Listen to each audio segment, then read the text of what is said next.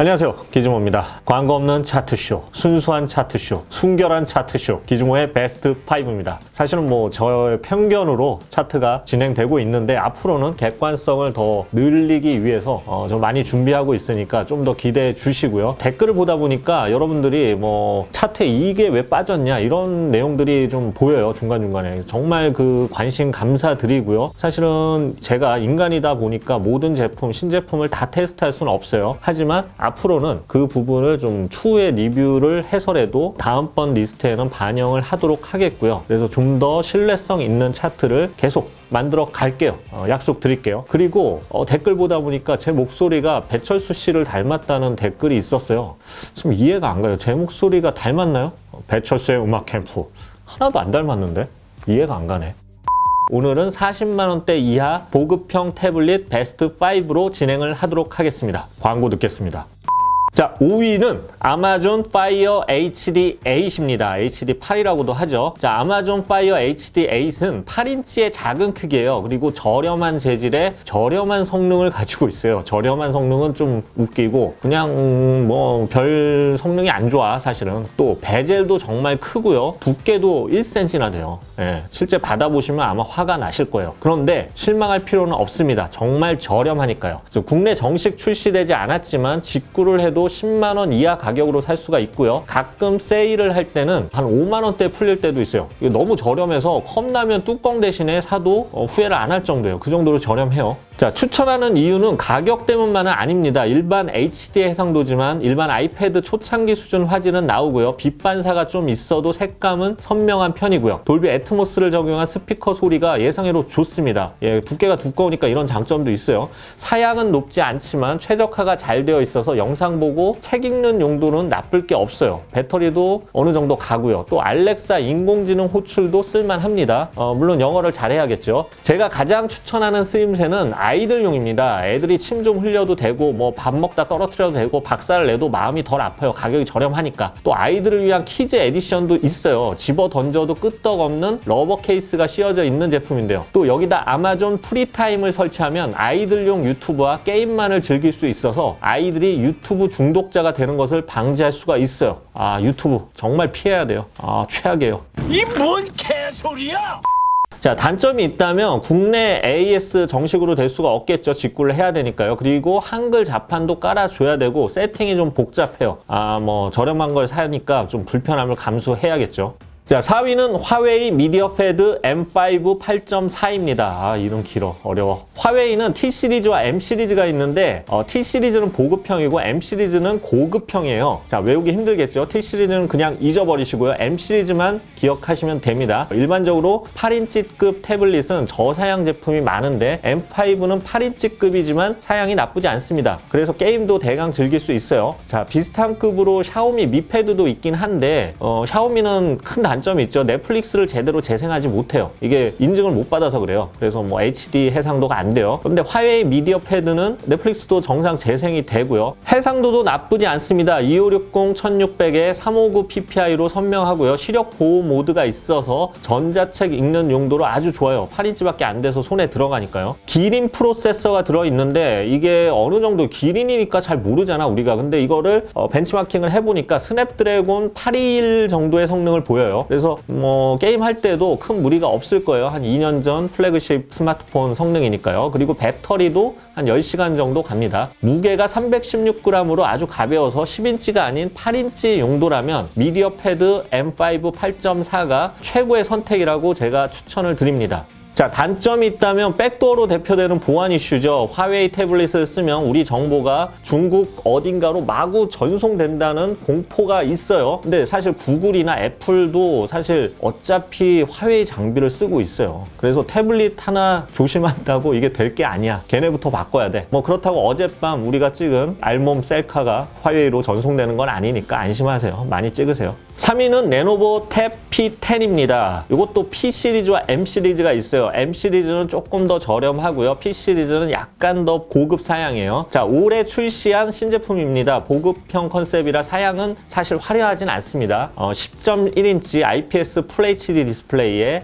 램 4GB, 64GB 스토리지가 들어있고요. 스냅드래곤 450이 탑재됐습니다. 자, 이것만 보면 사실 크게 매력이 없는데 다른 사양이 나쁘지 않아요. 배터리는 7000mAh로 실제 테스트 시에서 한 12시간 넘게 이용이 가능했고요. 휴대성이 좋아요. 두께는 7mm, 무게 440g으로 10인치 치고는 얇고 가벼운 편이에요. 게다가 스피커가 4개나 달려있어요. 엔터테인먼트 용도로도 좋겠죠. 자, 마이크로 SD 카드 슬롯 당연히 있고요. 지문 인식 기능까지 담겨 있어요. 고급형 사양은 아니지만 31만원대 가격 치고는 그렇게 나쁜 제한은 아니에요. 자, 만약 가격이 부담된다면 아까 말한 M10을 사시면 되겠죠. 자, 단점이 있다면 스냅드래곤 450이 사실은 성능을 위한 프로세서라기보다는 배터리 효율을 위한 프로세서예요. 그래서 게임용으로는 사실 좀 부족해 보여요. 게임을 원한다면 고사양으로 가야겠죠. 유튜브 용도로 좀 만족을 하세요. 그리고 레노버가 사실 검은색 제품, 검은색 디자인을 선호하는데 검은색을 잘 못 만들어.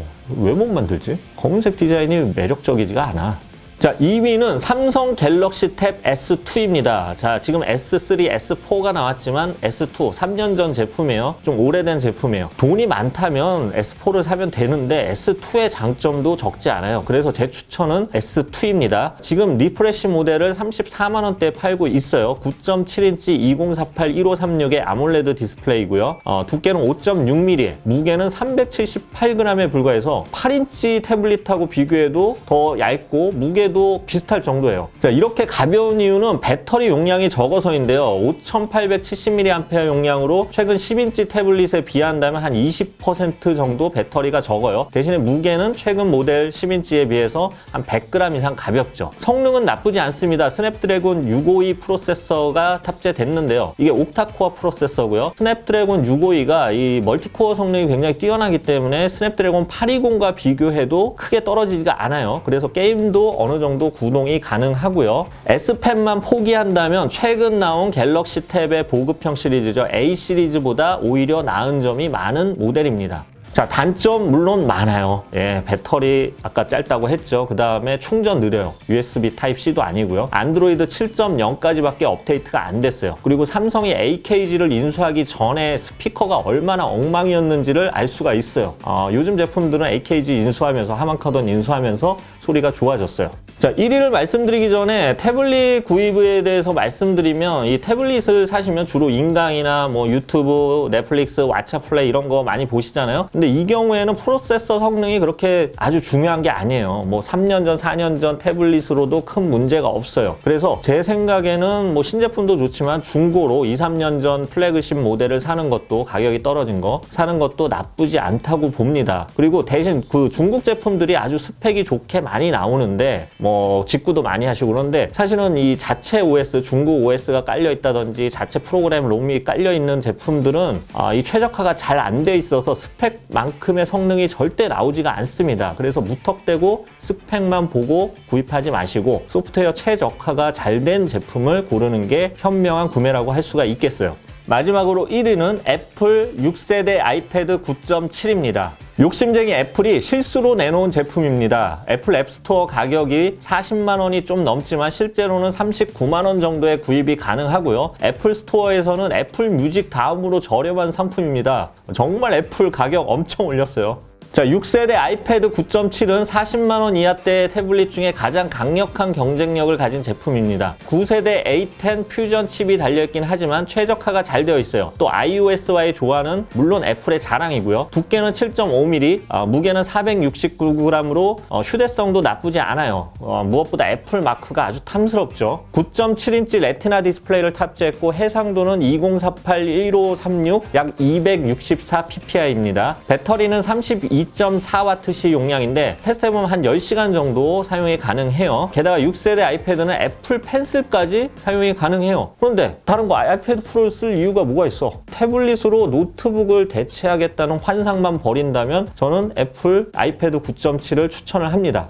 단점이 있다면 32GB 스토리지는 너무 부족하죠. 그런데 또 128GB를 살려면 10만 원 정도를 더 줘야 해요. 외장 메모리 슬롯만 있으면 사실 다 해결이 되는데 그건 없으니까 할 수가 없죠. 만약 저장을 많이 해야 된다면 128GB를 사야 되는데 아니면 뭐 아이클라우드를 쓰거나 뭐 이래야겠죠. 이거 그런 거 보면 애플 사용자들은 맨날 용량 부족에 시달리는 것 같아. 좀비 같아. 애플 제품 사느라 잔고도 항상 부족하고 불쌍해. 자, 지금까지 보급형 태블릿 베스트 5였고요. 이번 리스트에 대해서 어떻게 여러분들 의견이 어떤지 궁금합니다. 좋아요, 알림 잊지 마시고 댓글로 의견 남겨주시고요. 다음에는 최고의 여행용 블루투스 스피커 베스트 5를 준비했습니다. 지금까지 기즈모였고요. 다음 시간에 다시 찾아뵙겠습니다. 감사합니다.